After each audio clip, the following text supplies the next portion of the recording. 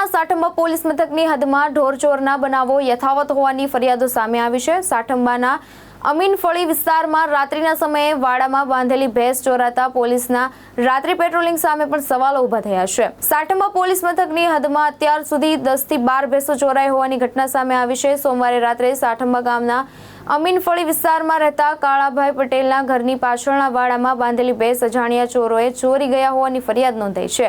ચોરાયેલી ભેંસની કિંમત અંદાજિત કિંમત ₹45,000 હોવાનું જણાવાયું છે। ઘટનાની જાણ કાળાભાઈ પટેલે સાઠંબા પોલીસે કરતા પોલીસને અરજી લઈને વધુ તપાસ હાથ ધરી છે। મારું નામ પટેલ કાળાભાઈ દલસુખભાઈ, હું અમે ગામ સાઠંબા અમીનફળીમાં રહું છું। આજુબાજુ છેલ્લું ઘર છે અને પાછળ ભેંસ બધેલી હતી એ રાતે 1:30 થી 2ના ગાળામાં ચોરાઈ છે।